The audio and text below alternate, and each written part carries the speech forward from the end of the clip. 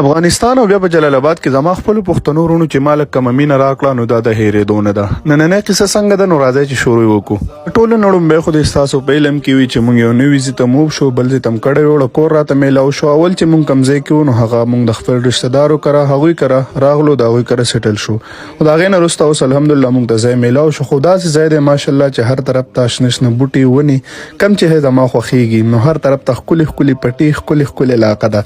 نن ناوتې یو ملګري دعوت راکړی، دعوت خو ډېرې زیاتې میلاویږي، خو دی چې کم دی ډېر زیات ټینګار یې راغستی نو الله تعالی دې خوشحاله کړي. نو بس موږ ورته هم وایي سمه ده در به شو. څنګه چې مې تاسو ته ویل د مونږ لوکیشن بدل شوی دی، نو دا چې کم دی د بنغرو روډ دی او بیا کلی خیلي سره دغلته کې مونږه کډه راوړې ده. نو هغه خو به خیر تاسو ته بیا نیکسټ ټایم پته لګي، خو روان یم د بازار اړخ ته. د بېسودو پل نه خو زه هر وخت ویډیو کوم، خو دا انور چې کله به کېناستو سنسیټ کېدو والا او د دې چې کم لوک ورکوو نو زما به خیال داسې به تاسو مخکې نه وي کتلې، ډېر زیات مزدار خوندور لوک یې ورکو. اول رالم هاسټل ته، نو وهاب صاحب ته مې تیار شه. اول خو دې تیارېدو نو چې تیار شو نو ماشاءالله بیا خو بې تعدي کوله. او بل رور چې کم دی نو هغه خو ګاډی ویستی دی، هغه دی ووتو ناصر صاحب. نو راځئ چې هغه سره هم کې میلاو شو. ډاکټر ناصر حیات صاحب چې کم دی ګاډی راوویستو، بس ځان یې به تیار کړی هم دی ماشاءالله. مونږ هم به ځان لږ ډېر خرچه کړې ده، خو خیر هغه ته نه رسو، هغه ډېره خرچه کړې. پته نه په وهاب صاحب کې یو کار دی ته به وایې چې راووتو، خو چې بیا ګورې بیا ورک وي. نو دننه بیا هاسټل ته تللی، ما خدای رسول ته وګوره ټایم ناوخته دی، ځان رسول غواړي، هلک په تمه دی چې ځان ورته ورسو.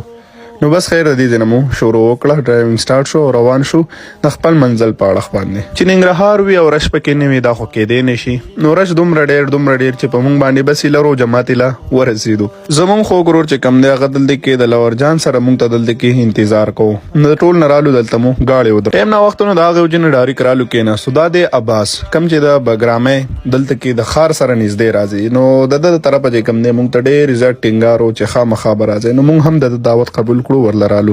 روژه ماتې نه پس چې زمونږ کم طعام نو هغه راوړلی شو او بسم الله مو پې درسته کړه. الله تعالی دې خوشحاله کړي. زه هر چاته دا وایم چې تاسو زحمت مه کوئ. د هغې نه وروسته مو پسې خپله روایتي شنه کاوه یا شین چې وڅکو. دې به کې هم ډېر غټ کردار ډېر غټ رول ادا کړو. عباس خان را سره هم پسند کې ناست دی.